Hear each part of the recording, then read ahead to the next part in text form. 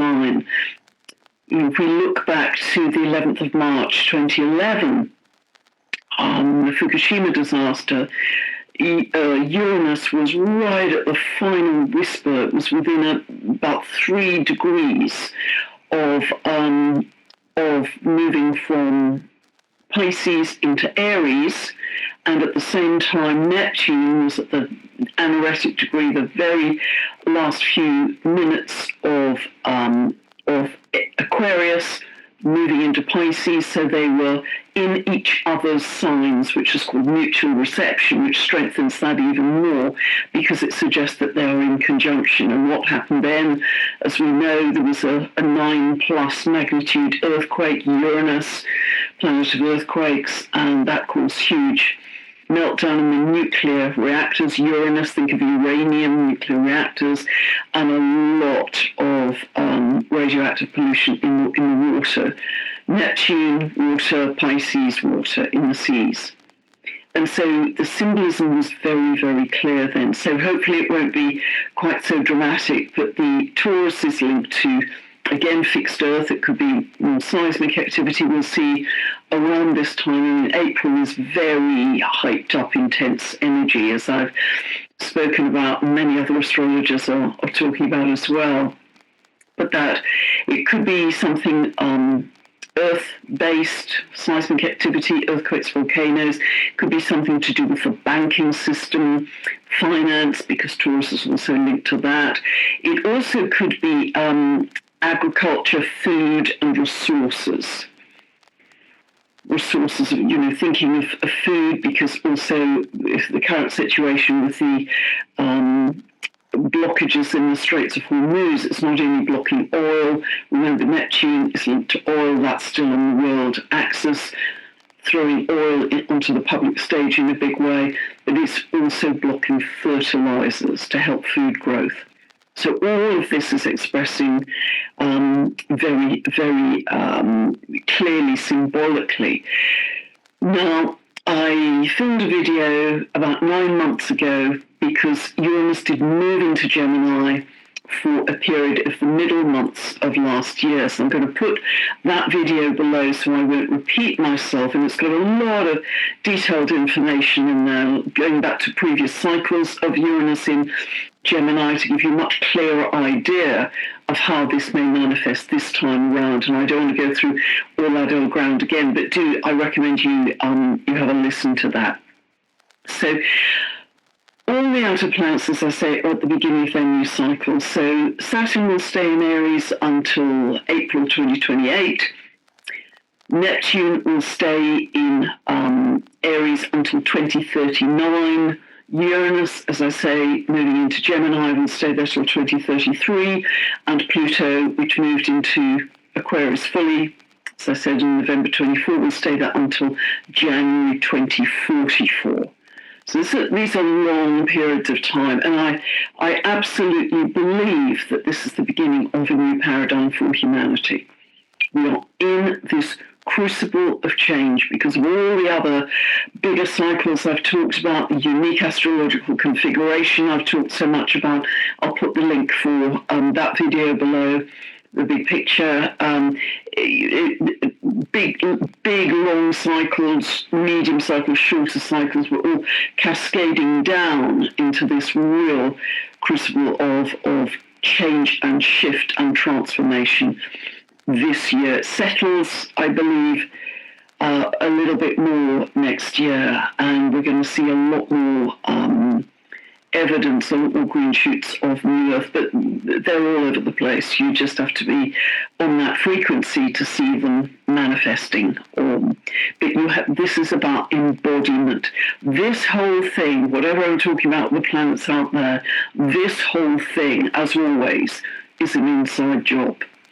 These are inner frequency shifts, but we have the illusion that they're manifesting in our outer reality. So, this idea of the work being inner is absolutely crucial to everything I'm going to be saying.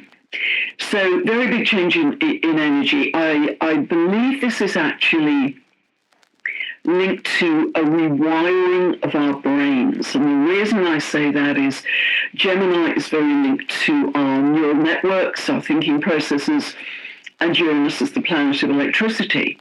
So it's like there's a new electrical wiring just beginning to take place as Uranus enters Gemini. And so that is incredibly exciting. It would be very easy to get overstimulated at this time. There's going to be so much happening apparently in our outer world. We can see it already. A lot of big news, a lot of events, but also even on social media, it's a blizzard.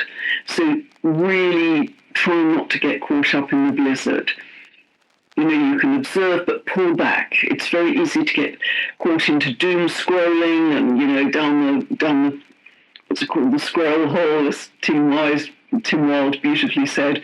So keep coming back. Make your inner focus your default position, rather than constantly looking at news, social media, because they're going to be very colourful and very dramatic, but they're going to be an awful lot of zigzags, yes, no, here, gone, is he a good guy, is he a bad, you know, it's going to be absolutely exhausting. So save your energy for your evolution, much better use of it.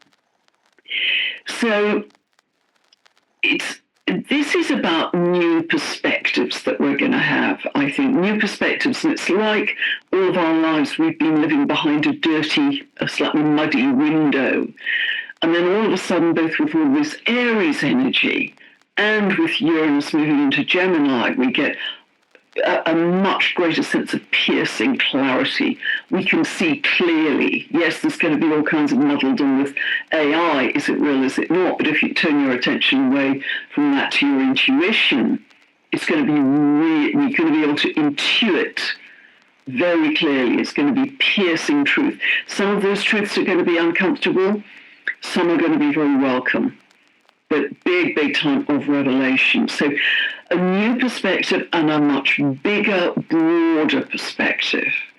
Much bigger. It's like we've been just living on this narrow tram track, but all of a sudden, it's like you've been living in a small, dark house your whole life. And this is the day that you actually step out. And it's just the beginning. Remember, we've got a long way to go, but we're at the beginning of this upshift, this major upgrade for humanity, when for the very first time you step out of the house into the sunshine and you see the trees and the sky and the birds and all the beautiful flowers. It's that kind of a quantum shift that I think we're going to see.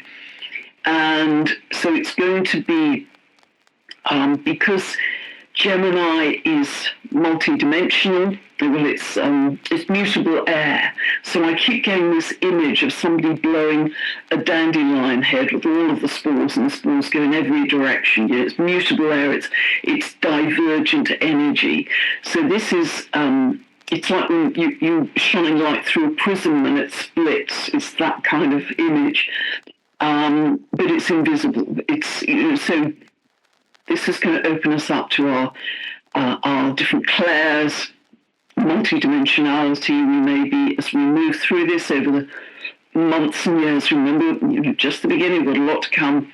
We may be talking to trees. We may be communicating with elementals. We may be having a conversation with the plants. We could be sharing time with our galactic family. You know, it could be that big, and we're all going to be at different points at different times.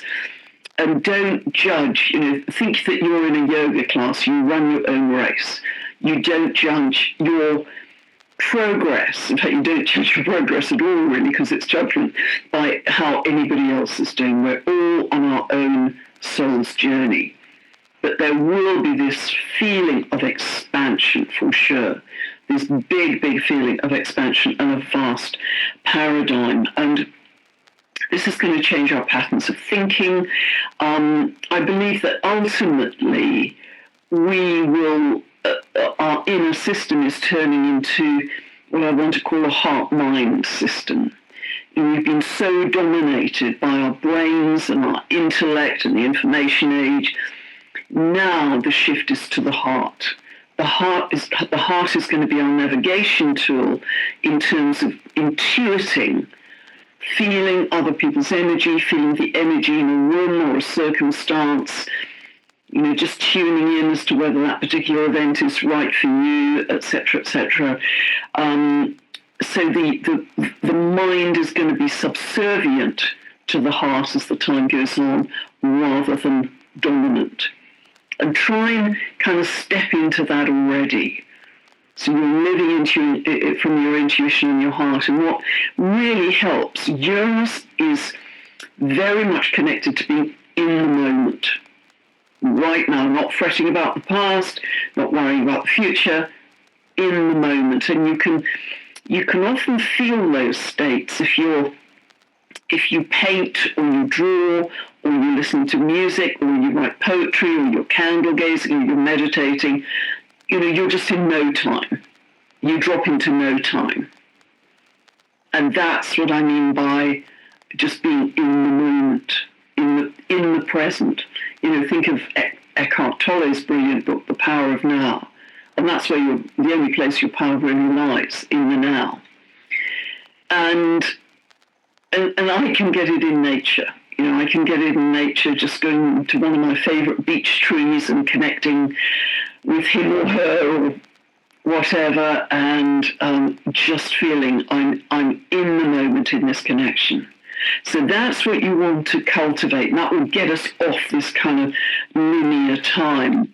But together, what's helping the clarity is the stellium in Aries, this line up in Aries, because that is also to do with independence, sovereignty, self-sufficiency, being a pioneer, taking a risk. And of course, Uranus is the maverick, the outsider, the one who doesn't fit, the one who wants to break the rules, break up the status quo. Because when we have strong periods of Uranus, it is always about wanting more freedom, a greater shift to freedom, because Uranus is the planet of freedom. There's a revolutionary, rebellious urge that comes up with Uranus. I want to be free. I want to be my own person. I don't want to obey the rules.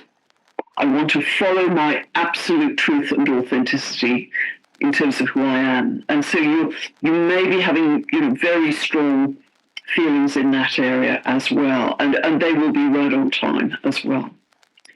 So let's take a quick look at the chart for the Aries ingress. And ingress just means when the planet is entering a new sign. I won't spend long on this, but I did want to share it with you because these moments are actually quite important. Okay, so this is happening in the UK. It's happening very early. We are now in British summertime, so that's actually 1:52 on the clock, almost 2 a.m. And adjust for your own time zone. So ignore the clock face, ignore the houses. We're just looking at where the planets fall and their aspects to each other.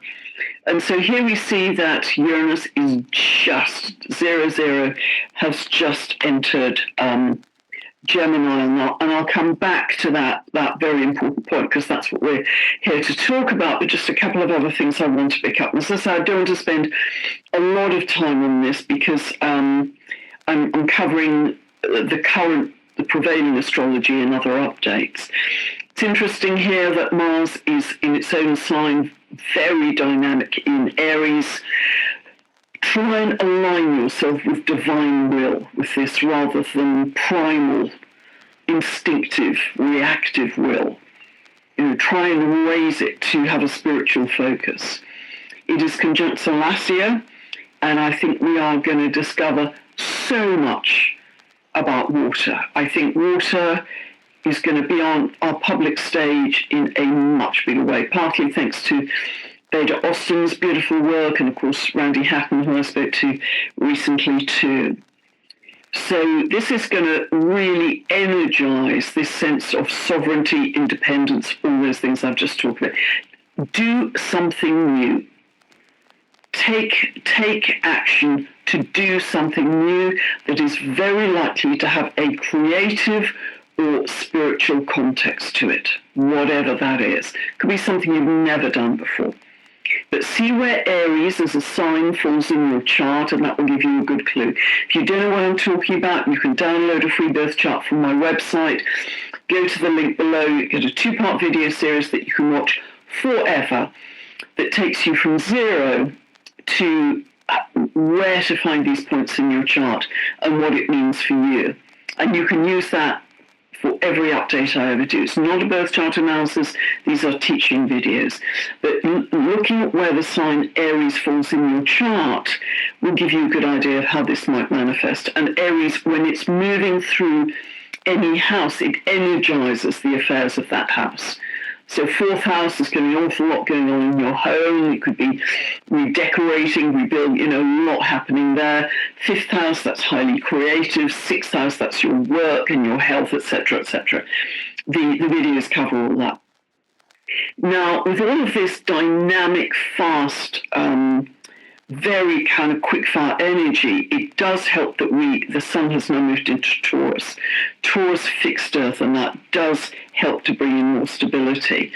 And we're now moving into Taurus season. We look back to the 11th of March 2011 updates, but the Fukushima disaster. We also have here Jupiter was right at the square to Mercury, about 3 degrees in terms of big plans, future visions, where we may want to live, into Aries, Cancer, who are future family, Cancer may not be our biological family, it may not last few, and how to feel more emotionally secure. Aquarius, then we moving into Pisces, so this can also be others signs, which is a way to reception strengthens that facts in a bigger way, because it suggests that there are conjunctions at length in recent episodes about Eris and Chiron 9 plus magnitude. Just the other thing to note is Jupiter is centered to Uranus, as Uranus enters Gemini, nuclear reactions, Uranus, think of uranium, shock, surprise, and a lot of radioactive that can feel a little bit destabilizing. The sun in Taurus here is the only, and so the symbolism we have here very clear then. So hopefully it won't be quite so dramatic, but the Taurus is linked to, again, fixed Earth, it could be old seismic activity away. You can see corruption writ large everywhere, hyped up intensity as I've been expecting that, talking about that for the last 18 months at least. Well, let it all go. Let the Earth be something. Try not to give any attention. Seismic activity or energy is actually could be something to do with the banking system. We don't want finance because that kind of linked to that. System could be agriculture system to consumers. We want to build something which is loving, compassionate, and abundant because also so turn your focus to what you want to create. Just to point out, the Straits of Hormuz at the anaretic degree here, on Leo, 2953. It's quite interesting that this is just 4 minutes away from the US president's ascendant, so blocking 30 It's also conjunct to Regulus in this chart, which is conjunct to his ascendant. So this is his identity in the world, so in some way, clearly, symbolically. And this came up in the recent update I did. Video about 9 months ago, ingress of Uranus into Gemini is shining a light toward his middle identity last year. So I'm going to put that video below, so I will and also myself to do a lot of detailed information and going back to previous cycles of Uranus in Leo, Gemini, to very much the same idea of leadership of how this may manifest this time around. And I don't want to go through all that ground again, but I recommend it isn't just egomania to that, which is the shadow side of Leo. All the outer planets of life we can start now cycle. So it's the classic T-shirt Aries until April 2028. So Neptune will stay from Taurus to Gemini 2039. Uranus, as I say, take things slowly. It is fixed to 2033.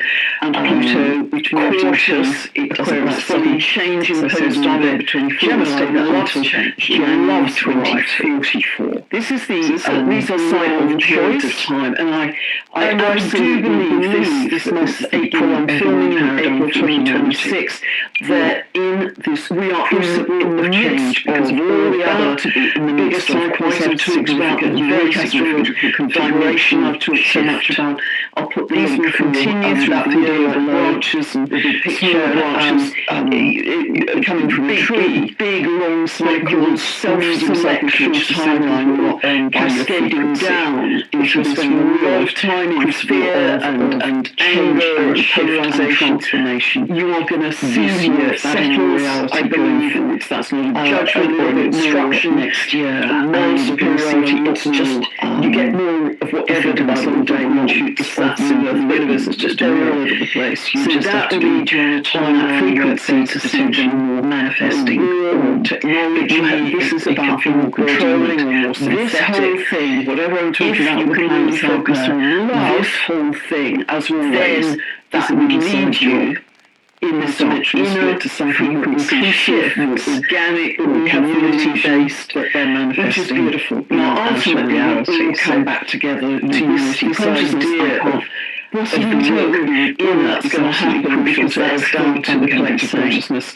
So, very big change in energy. The other thing I believe this is actually more aware than you've ever been of the choices you're making, the thoughts you're thinking. The reason I say that is the feelings you're feeling day to day. You know, really networks, the on process as well. And Uranus is the planet of electricity. It's so important. So it's like this new electrical generation, just massive shifts are happening to take place. These times it's absolutely historic. Enters Gemini. So make sure that every choice you make incredibly exciting. And we can all slip. Of course, we can. Very easy to get overstimulated. Think of that blank canvas that I've talked about so many times. We're apparently in our outer world. We can see paint on the canvas. A lot of big names. Are those layers of paint? Are they based on love, social media? Based on fear? Now we have an important really clear, which I hope you can see, is between Uranus and observe but pull back. This is really coming into some doom scrolling because Uranus has been down out of sign for this Queen Cups at the end of Taurus. Uranus 150 degrees from coming back, your Scorpio, and Neptune, your default 50 degrees from rather than as well.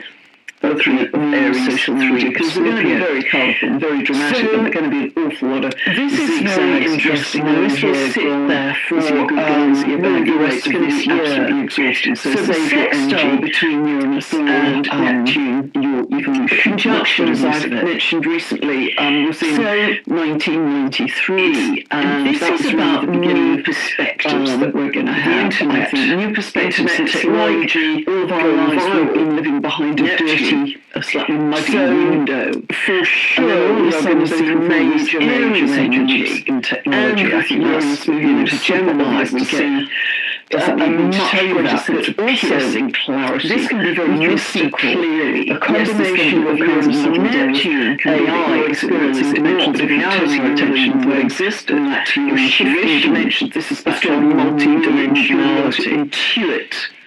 I think there are going to be many new discoveries. Some of those truths are going to be uncomfortable about water. Some are going to be very welcome. And all of its big all of its revelation. So it's a new perspective, expressions of consciousness, broader. I'm going to come back to that theme when I start to talk about the conjunction. Just living in this narrow tram track is all of a sudden. Sorry, remember, is the Hawaiian fertility house. Your whole baby's all over her body. This is the day. That she's actually 8 hours. Just the beginning, remember, look at the amount of volcanic activity. We have this upshift, this major upgrade for humanity. Super active volcanic activity. We've had some very big earthquakes as well. That's Uranus into the sunshine. We've had a series of trees and sky plus magnitude earthquakes in the last few days. It's that, and particularly around that I think we're going to see.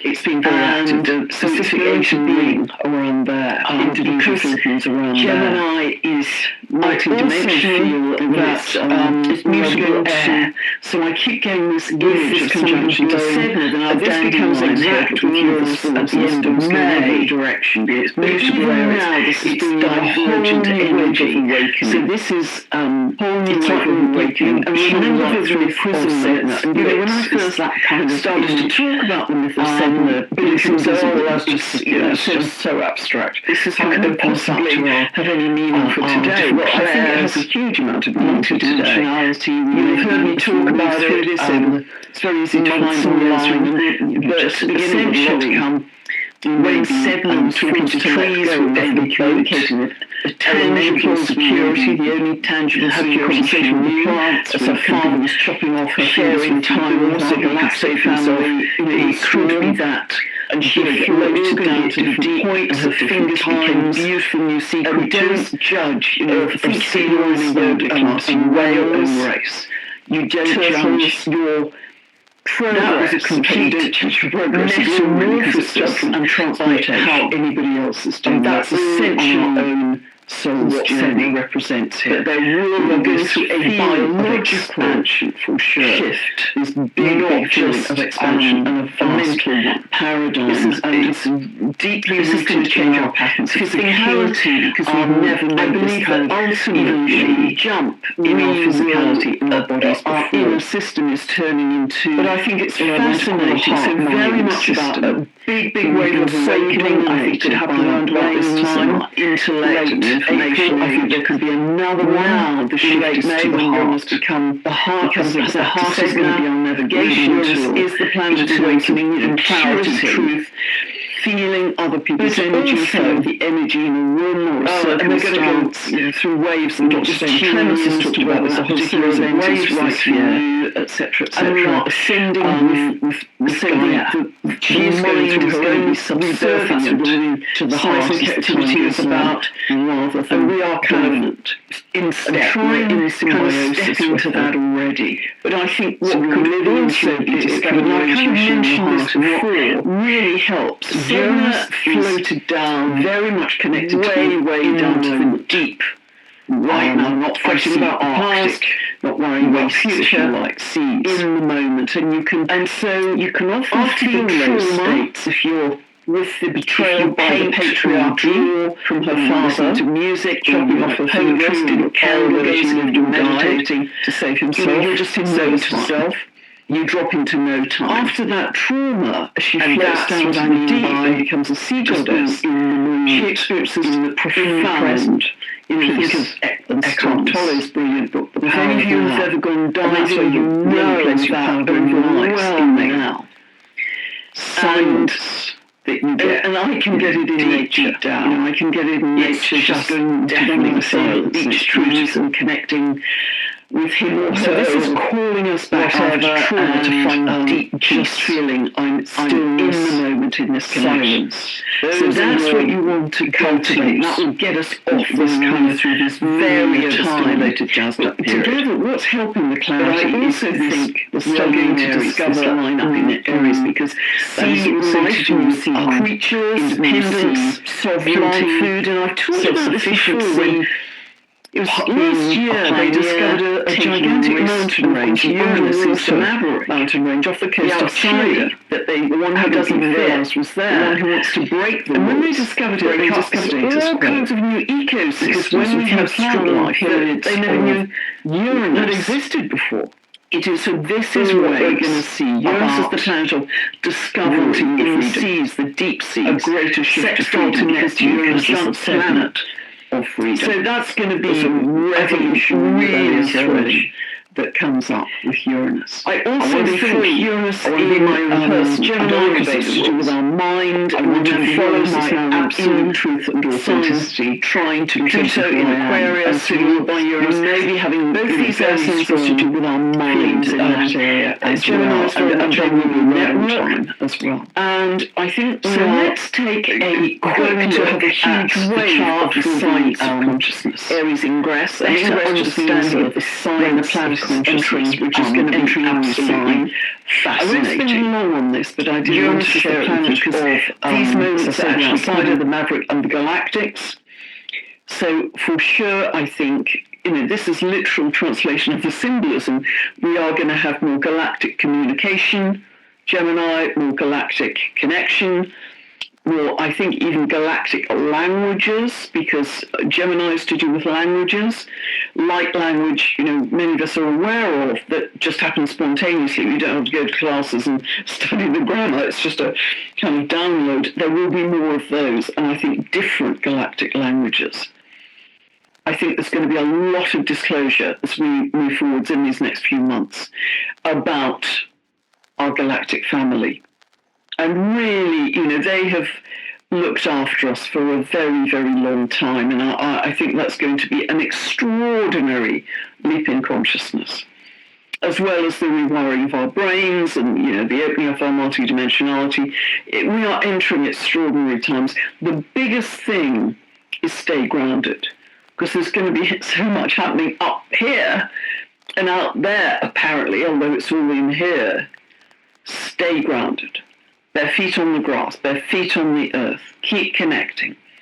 Do things like breath work, tai chi, qigong, yoga, breathing and activity that is also grounding. Eat root vegetables. Potatoes, parsnips, that's grounding as well. But the simplest and easiest and best thing of the lot, particularly if you're in the Northern Hemisphere and coming into spring, thank goodness, after that winter, is bare feet on the grass. Just feel that connection. This is also very revolutionary energy, even more so than when Uranus was in Taurus, because Gemini is the sign of non-conformism. Never wants to conform, wants to step back and observe and people watch, doesn't want to fit into any particular category because it's mutable, wants to move around, not be too defined. Another literal expression of this is freedom in your everyday life. Gemini is our everyday life. Freedom of speech. Uranus is freedom, Gemini is speech. Freedom of writing in social media, for instance. It's very interesting, and credit to the brilliant astrologer Frank Clifford for reminding us that 1984 was published, I think it was the very last day of Uranus in Gemini. That's really interesting, because that, of course, had been a lot of wartime up to then too. But there's a much stronger sense of sovereignty.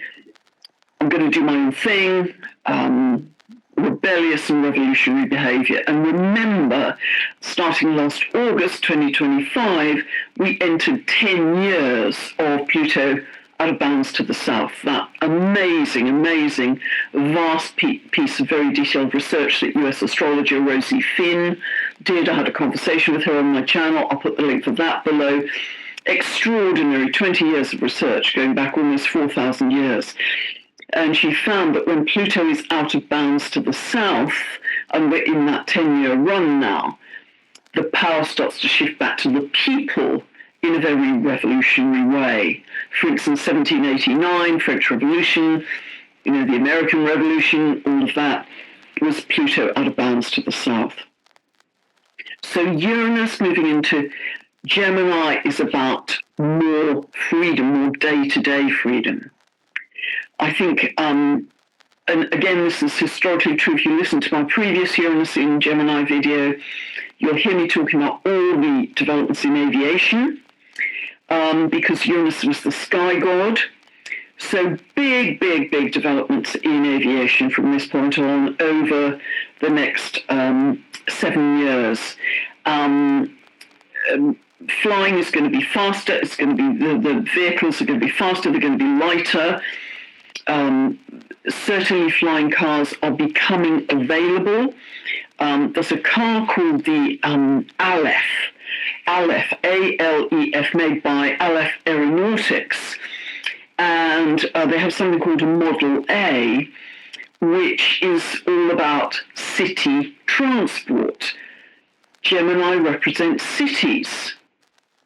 And again, Uranus flying, it's very easy to see that it has a vertical takeoff and landing. It doesn't have too far a distance before it needs recharging, electrical, but it's for city transport, local city transport. I mean, it's so literal. And also in terms of transport. At a previous Uranus in Gemini transit in 1863, and that transit of Uranus through Gemini was 1859 to 1865. So in 1863 was the very beginning of the London Underground, which is so famous. So quick city transport. Uranus is always to do with quick city transport. Already, certainly in China, and it's developing in Japan and South Korea, they are using what are called maglev trains, M-A-G-L-E-V, and L-E-V rather, and that literally means magnetic levitation.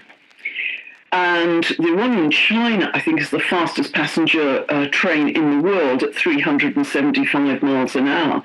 Extremely fast, extremely quiet. And again, this is air, isn't it? It's quiet, it's not loud and noisy. But it works on a process of repelling magnetism. So the trains actually travel 4 inches above the ground. Think of air. They're in the air, which of course reduces the resistance of being right on the ground, and extraordinary. So these are spreading across the world, and this is, a whole new episode for that kind of fast travel. Communication, for sure. Previous, I think I can actually stop sharing here. Yeah, I can probably stop sharing here and just talk to you. Yeah, so communication, if you go back to previous Gemini, Uranus and Gemini cycles, we had the development of the printing press, we had the first newspaper appearing in Germany in, I think that was 1609, and Gutenberg invented the first printing press, and the written word became a means by which revolution could be formed across geographies, because now there was a method of communication that was kind of beyond the Pony Express that they had in America. And so the written word became an instrument of revolution. Remember that Uranus is the higher octave of Mercury. Mercury, very much about day-to-day communication. Uranus always upgrades. Uranus always upgrades. Development of the internet, as I said, around about 1993, that was the Uranus-Neptune conjunction. Technology goes viral. And in 2011, the Arab Spring, and this was a square between Uranus and Pluto, but Uranus was very highlighted here. The Arab Spring was organized via social media, because young people could communicate via, Twitter, X, whatever, Instagram, to organize their social protests, which brought down fossilized governments, been there for decades, in days, because it undercut the normal oversight of those governments. So this is the kind of thing, using social media in a very clever way. Of course, this is going to be an explosion in AI. Of course, it's absolutely exponential. Isn't it interesting that Google have called their AI Gemini? Can't make it up. I do think, however, there's going to be an explosion in independent journalism, independent Uranus journalism, writing, Gemini, much more than we've seen in recent years when everything has been so constrained. I believe we're going to have different internets, different social media platforms that are censorship-free. Censorship-free. That will be a big deal, particularly with that echo of 1984. So yes, opening up of our multidimensionality, communication with many different life forms, plants, trees, animals, galactic beings, all of it. It will be immensely exciting. It will be a whole different era for humanity that we've never experienced before. Most of us haven't experienced before up to this point. Uranus, I believe, is also very connected to light.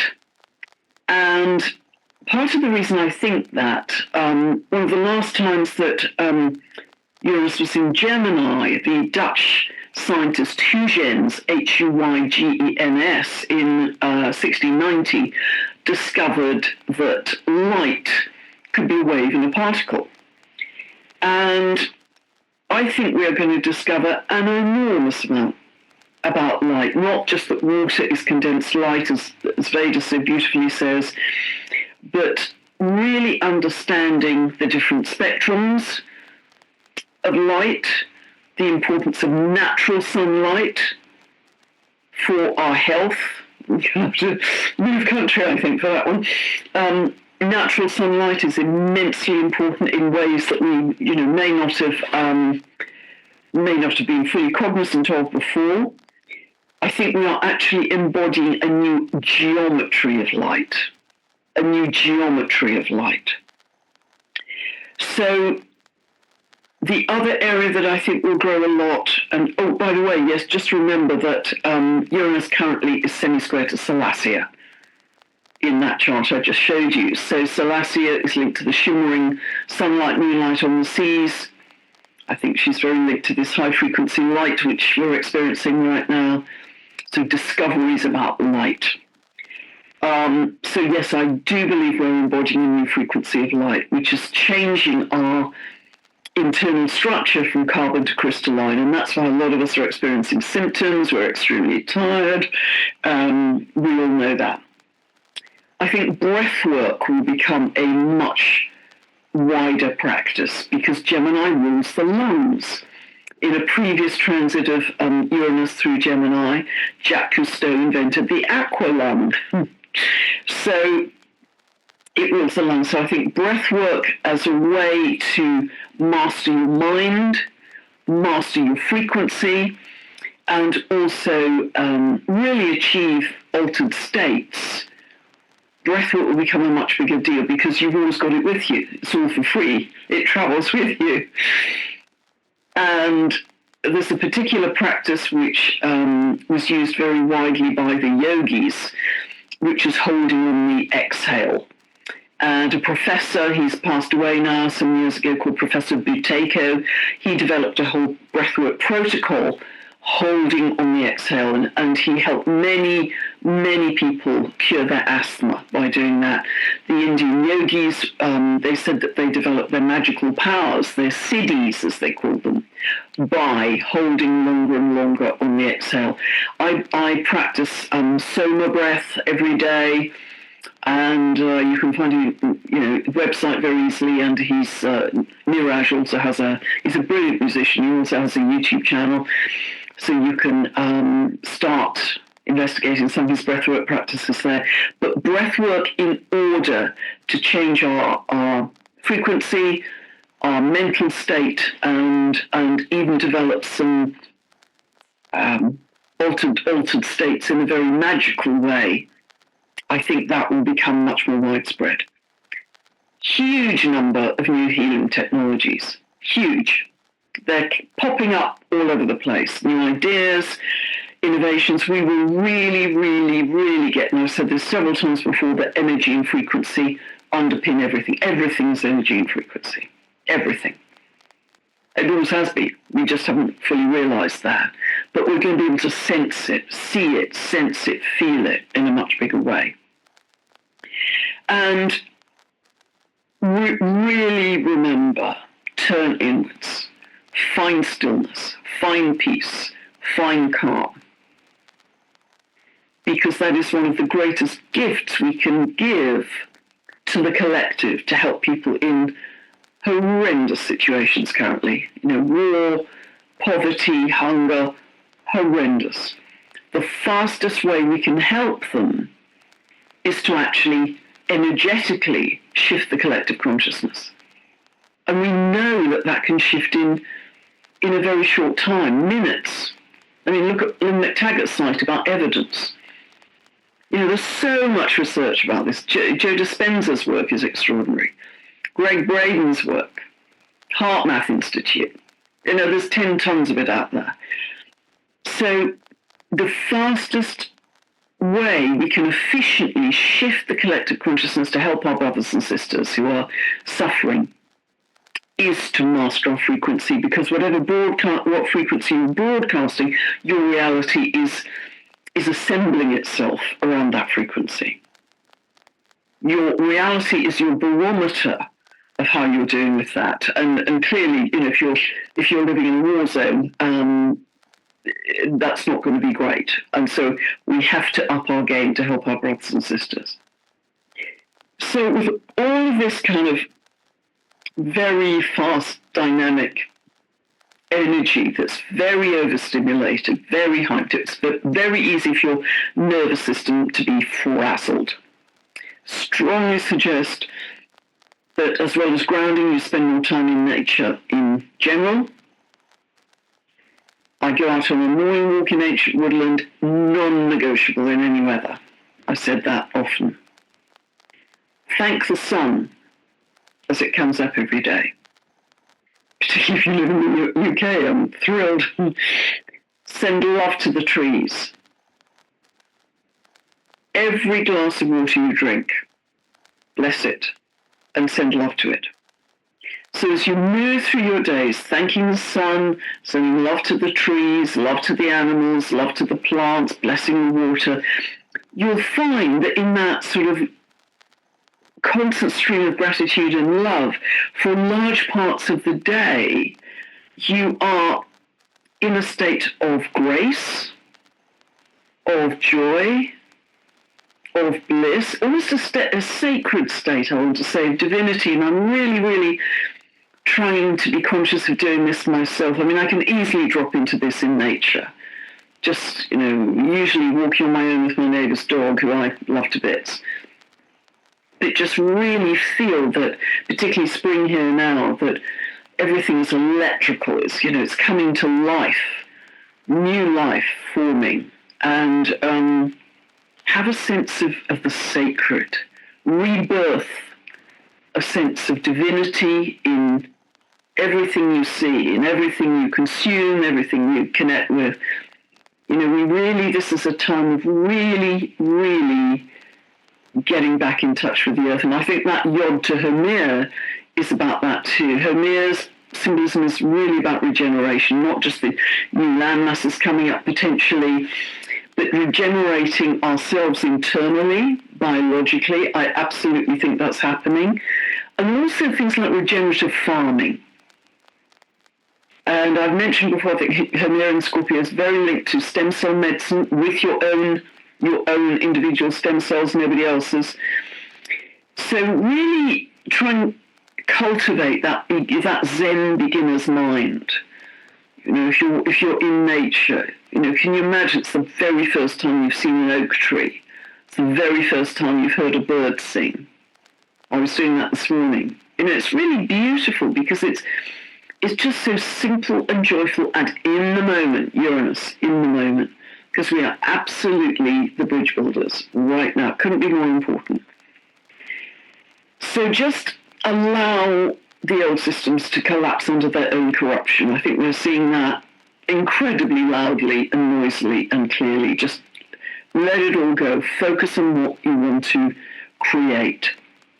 And we are creating these stepping stones of light. I know we are, because there's so many people having experiences with the meditation that I initiated, but with many people's meditations, that they're experiencing these heightened moments of bliss and oneness that are much bigger for them than they've ever known before. So we are actually collectively birthing a whole new way of being.